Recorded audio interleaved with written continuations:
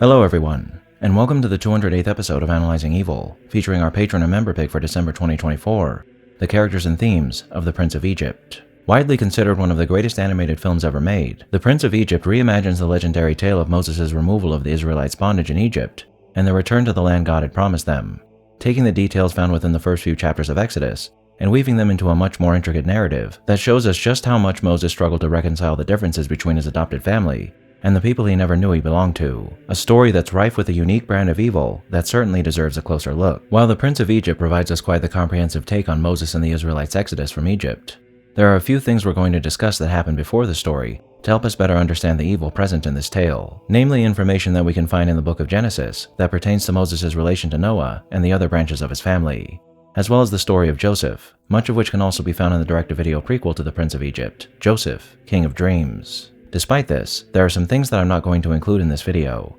namely historical accounts of the lives of Seti I and Ramesses II. Because many of the figures we're going to discuss in this video are considered legendary or mythical, and because the pharaohs in Exodus are never actually named, factoring in information about the lives and legacies of Seti and Ramesses into this analysis wouldn't make sense, as outside of their speculated correlation with the nameless pharaohs in Exodus, there are no accounts of these stories in any historical records of their lives, so we're only going to stick to the information we can find in the film, as well as Genesis and Exodus in this video. Also, because the events of these stories don't line up exactly with historical events, there are some things that might sound off to any history buffs out there, like when I talk about the founding of the Egyptian religion, for example. So just know that I'm abiding by the information we receive in these stories when it comes to historical accuracy. All that being said, many of you who are more familiar with Abrahamic religions likely know a lot of the information I'm about to discuss in this video. But keep in mind that not everyone watching knows the finer or even the broader details of these stories, so whatever you might find redundant could be new information for someone else. With all that out of the way, without further ado, let's begin. Though the story of the Prince of Egypt begins and ends with the trials and tribulations Moses faces during the earlier events of the book of Exodus, to fully understand why the evil shown in this story is especially heinous, we must look to the book that precedes it, Genesis. After Noah and his flock emerged from the ark after the great flood, his 3 sons went on to have many children, one of whom, Shem, would be the progenitor of the branch of Noah's family that would eventually result in the likes of Abraham, Jacob, Joseph, and Moses. And the importance of his role in beginning this particular familial line cannot be understated. But another of his sons, Ham, began another branch that was to be equally as influential in the events of the world, the appropriately named Hamite branch. Now, not much is known about the life of Ham nor his sons. We do know that Ham once spied his father Noah naked in his tent after a bout of drunkenness. And while what exactly Ham did when he saw his father this way has been debated, regardless of what actually happened, Noah went on to curse his son Canaan to be a servant to his brethren for his father's transgressions. While this is essentially where our knowledge of Ham ends, this bit of information is important in establishing the fact that Ham had sinned against his father, was punished for it, and was afterwards likely viewed unfavorably by the rest of Noah's progeny. Now, why this is important is because of one thing in particular, or rather one place, Egypt. Like all nations mentioned in Abrahamic texts, Egypt was founded by the son of an important person, in this case, Mizraim, son of Ham, whose name in English translates to Egypt, which along with the New Testament referring to Egypt as the land of Ham at points, draws a connection between the peoples of Egypt and all other peoples in the region to Noah and the various branches and peoples descended from him. Now, when looking to Abrahamic texts as the source of this world's creation, it's not exactly too noteworthy to point out that one group of people are related to another, as everyone is descended from Adam and Eve. However, I believe it's important to specifically highlight the connections the Egyptians have to the rest of Noah's family, as unlike the majority of people, the lines of Ham and Shem aren't just distantly related through Adam and Eve, but more closely related due to their shared connection to a much more recent common ancestor in Noah, which means that they aren't necessarily different peoples, but long-lost relatives. And this is something that I believe only enhances the evil already present in this story. However, it's not necessary that we talk about this connection any further now, but we will be discussing it more later on. So after being punished by his father, perhaps Ham along with his son Mizraim fled to the region now known as Egypt. And due to the nature of their flight, they likely rejected the God of their father and forefathers and founded the ancient Egyptian religion as both an act of defiance as well as the foundation of their new civilization. It should be noted that it's possible that Ham and Mizraim didn't found the Egyptian religion, as they could have adopted it after linking up with the people who already inhabited the region. But considering God had just created a flood that washed over the world and killed all living creatures, save for those on Noah's Ark, that's probably impossible. Now, just as the nation of Egypt would grow and prosper over the coming centuries, so too would the nations founded by the various descendants of Noah, with those founded by Shem being the most prominent. It would not be for many years following Shem's death that Abraham would be born, one of his most important descendants, whose deeds are so great that the religions that stem from these texts are called Abrahamic religions. But for the purposes of this video, it's not Abraham's life that we need to discuss, but the life of his grandson Jacob, who was later renamed Israel, and his son Joseph. Jacob had 2 wives, 2 sisters named Leah and Rachel, and with Leah, he would father 11 children, 10 sons and 1 daughter. And with Rachel, 2 sons, Joseph and Benjamin, with Benjamin's birth coming many years after Joseph's. While Jacob was married to both women, it was Rachel whom he first fell in love with, only taking on Leah as a wife after he was commanded to do so by their father following a promise he made to him. But for many years, Rachel proved to be barren, and it was only after his 11 children with Leah were born that Rachel finally became pregnant with the blessing of God. And because his now youngest son was made through his union with the woman he truly loved, Joseph became Jacob's favorite child, a miracle whom he gifted a long coat of many colors and afforded special treatment. While his brothers grew to detest Joseph and the special treatment he received from their father, Joseph would indeed prove to be a special person when it was revealed that he was capable of interpreting dreams through which he could then predict the future. And after he had a dream that foretold his elevation to overlord of his brothers, the already tenuous relationship between Joseph and his brothers crumbled. After hearing Joseph relay this dream to them, his brothers banded together and sold Joseph into slavery to some traveling Ishmaelites, who took him to be sold in the slave markets of Egypt. Upon arriving, Joseph was sold to Potiphar, captain of Pharaoh's household guard, and in his service, he proved to be Potiphar's greatest asset and enjoyed a position of comfort and privilege. However, Potiphar's wife took a liking to Joseph, and after hounding him for several days to sleep with her, Joseph ran from her, and as she grabbed at him, she tore a piece of cloth from his robes. Taking this scrap to her husband, she accused Joseph of trying to sleep with her against her will, which prompted Potiphar to call for Joseph's execution. But after his wife half-heartedly admitted that Joseph wasn't to blame, he had him imprisoned instead. Here Joseph was interred with 2 of Pharaoh's servants, his cupbearer and his baker, both of whom had dreams which Joseph interpreted for them. Joseph declared that after 3 days had passed, the baker was to be executed, and the cupbearer brought back into Pharaoh's service, both of which came to pass. And when the cupbearer returned to Pharaoh, he told him of Joseph's talents, and because Pharaoh had been troubled by a dream which his greatest magicians and priests could not decipher, he chose to meet with Joseph. Joseph declared that Pharaoh's dream, which depicted 7 healthy cows being eaten by 7 sickly ones, and 7 healthy heads of grain being overtaken by 7 rotted ones, foretold 7 years of abundance in the world, followed by 7 years of famine. And in order to make the best of the situation, Pharaoh granted Joseph command of all of Egypt, so he might prevent the hardship to come, which he did, ordering 1/5 of all grain harvested during the years of abundance to be stored and handed out during the 7 years of famine. Joseph successfully prevented Egypt from perishing as a result of the famine. And because Egypt was prosperous during the famine, that prosperity inevitably drew the various struggling peoples outside its borders to flock to Egypt, so they might be relieved of their respective burdens. And among those people were all of Joseph's half-brothers. 20 years had passed since they had sold their brother into slavery, and when Joseph saw them again, he was rightfully angry with them, declaring them spies and telling them to bring the brother they had left behind to Egypt to prove their innocence. Joseph asked that they leave one of their number with him and return to their homeland to fetch their brother. After the brothers returned with the brother he had yet to meet, Benjamin, Joseph sold them the grain they had sought when they first arrived. However, still full of wrath due to his brother's treatment of him, Joseph hid a chalice in Benjamin's sack of grain so he might accuse the band of being thieves and get his revenge on them. But after seeing his brothers defending Benjamin, their half-brother, and hearing their remorse for what they did to their other half-brother so long ago, Joseph chose to reveal himself to them and forgive them. After this, he instructed his brothers to return to Canaan and bring to Egypt their wives, children, and their fathers so they might settle the land with the blessing of Egypt. And this act is the single most important aspect of Joseph's story as far as our coverage of the evil in the Prince of Egypt is concerned.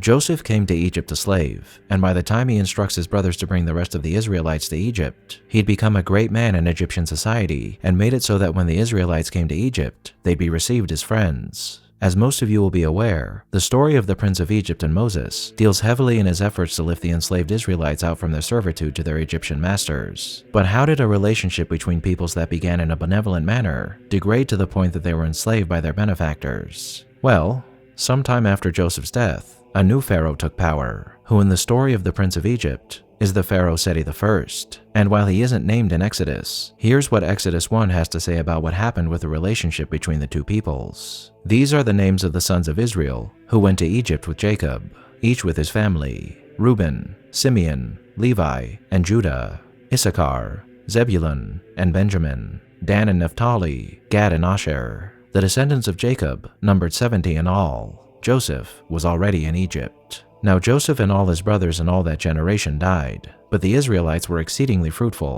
They multiplied greatly, increased in numbers, and became so numerous that the land was filled with them. Then a new king, to whom Joseph meant nothing, came to power in Egypt.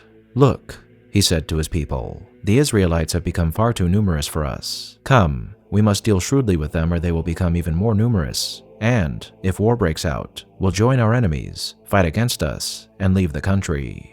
So they put slave masters over them to oppress them with forced labor. And they built Pithom and Ramesses as store cities for Pharaoh. But the more they were oppressed, the more they multiplied and spread. So the Egyptians came to dread the Israelites and worked them ruthlessly. They made their lives bitter with harsh labor in brick and mortar, and with all kinds of work in the fields. The king of Egypt said to the Hebrew midwives, whose names are Shiphrah and Puah, "When you are helping the Hebrew women during childbirth on the delivery stool, if you see that the baby is a boy, kill him. But if it is a girl, let her live." The midwives, however, feared God and did not want to do what the king of Egypt had told them to do. They let the boys live. Then the king of Egypt summoned the midwives and asked them, "Why have you done this? Why have you let the boys live?"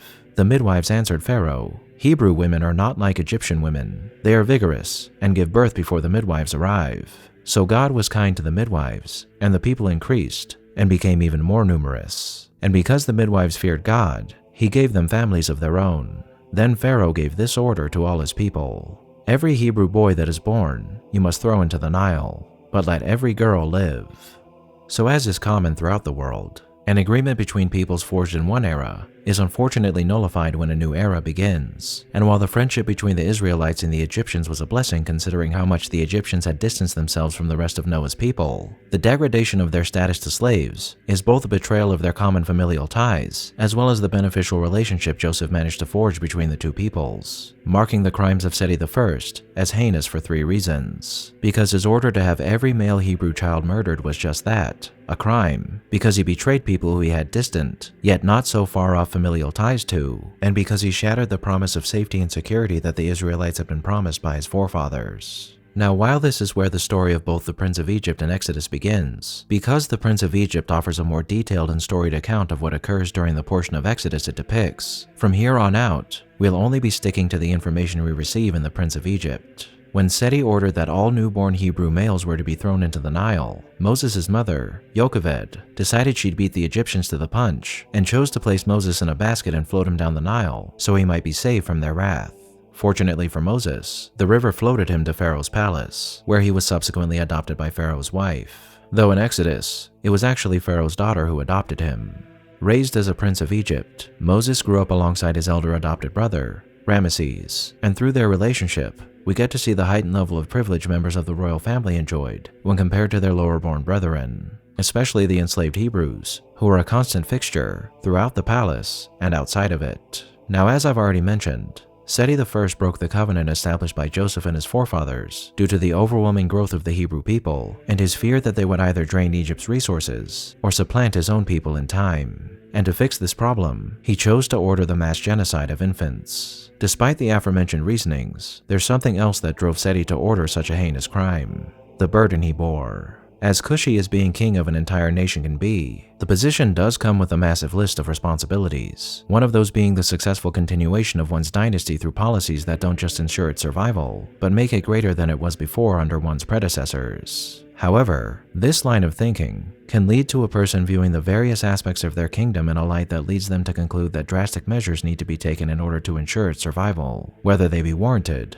or not. So it's the idea that the increasing Hebrew population posed a threat to not just his throne and his people, but the legacy of his ancestors and what they had built, that caused Seti to come to the conclusion that the Hebrews needed to be culled and enslaved to prevent the possible usurpation and destruction of the Egyptian people, their way of life, and everything they had built, to the point that Seti didn't even consider the Israelites people, remarking to Moses at one point that the tragedy of his actions means little when the people affected by them were only slaves. And whether or not that was a rational fear to have is unknown, but what we do know is that the idea that the legacy of the Egyptian kings was to be preserved at all costs, and that the Hebrews were a threat to that legacy, served as a poison that would infect Seti's son, Ramses II, and cause a catastrophe in Egypt far greater than anything the Hebrews might have wrought should they have been left to their own devices. During his adolescence, Ramses was a carefree youth who lived in the shadow of his father, and because he was constantly running around the palace getting himself into trouble with his brother Moses, Ramses was always worried that he wasn't living up to his father's expectations of him. Despite what he believed to be his father's disappointment with him, Seti was actually trying to prepare his son for the harsh realities of the burden he'd eventually have to bear. However,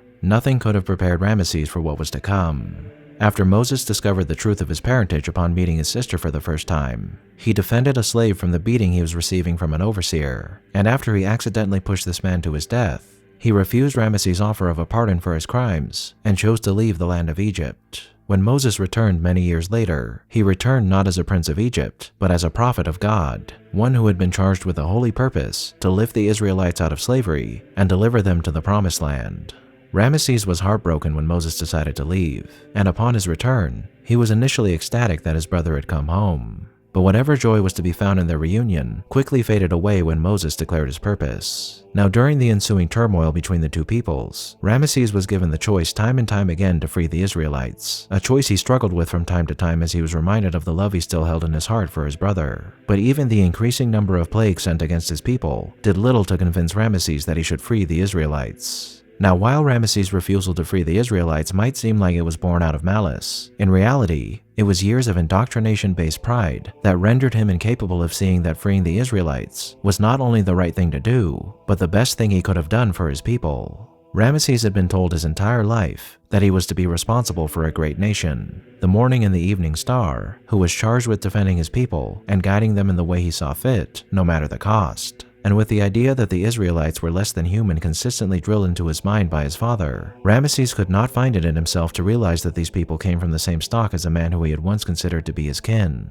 That much like the brother he loved, the Israelites were human beings just as he, who deserved to be free. What made him coming to this conclusion nearly impossible was the idea that he was the supreme authority in his kingdom who need bow to no one, even his own brother, and that he was being ordered to take a decisive action that would have harmed his kingdom's prosperity through the deprivation of a vast labor force by a foreign god who had no authority over his own gods, and thus himself. And even when shown the vast power of this god in the form of the many terrible plagues he brought down upon his people, Ramses likely only saw what was occurring in Egypt as the interference of a cruel and malicious god who sought to undo everything he and his ancestors had worked so hard to build. In reality, though, the God of Moses was once the God of his people as well, as we discussed earlier, a God that had far more power than Ramses could have ever hoped to match. Yet oppose him he did, causing his people immense suffering as plagues of pests and fire rained down upon them in the face of his refusal to free the Israelites. And it was only when his son was taken from him through the greatest and final plague that he finally let the Israelites leave Egypt. But once his despair had passed,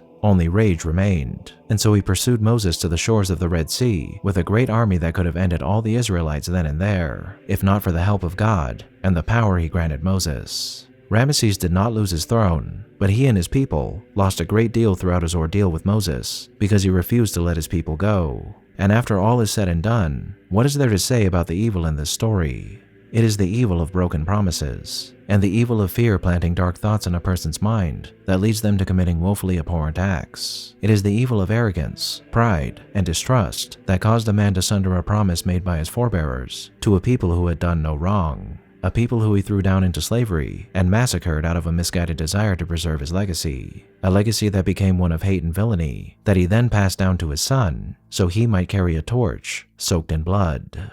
Finally, it is the evil of a man so convinced by his family and his people that he was a god on earth who could do no wrong, that must continue the sins of his father for his people's sake, that caused him to ignore his ties to a man he had once called a brother and see his people for what they are, people who deserve every right afforded to his own, that only wanted to live in peace, an evil that then created unprecedented suffering for the nation he believed he was protecting. In the end, the story of the Prince of Egypt is a reminder of a crime that has played out many times throughout our storied history as a species, and one that continues to play out even in the present day. The crime of failing to recognize your fellow man for being just that, your fellow man. A refusal of one of the simplest truths of our existence that leads people to conclude that coming to an understanding with those you perceive as being different than you is far more detrimental to one's well-being than it would be to slaughter them or place them into bondage. But oppression never lasts. The cruelty unleashed by our brothers and sisters on other members of our collective family is always struck down when the oppressed inevitably rise up and reclaim their freedom, as is the right of every being living on this planet. And perhaps one day in the future, stories like the one found in the Prince of Egypt will be but a distant memory of the evils of our past. Thank you all for tuning in to this episode of Analyzing Evil, and I hope you've enjoyed. What are your thoughts on the Prince of Egypt? Did I miss anything? Let me know down below and leave a suggestion for a villain you'd like to see featured while you're at it. If you like this video, hit that thumbs up button, and make sure to subscribe if you haven't already. A big thank you to all of my subscribers, my patrons, my members, and anyone who's decided to honor me with a super thank. And a most vile thank you to those whose names you're seeing on screen now.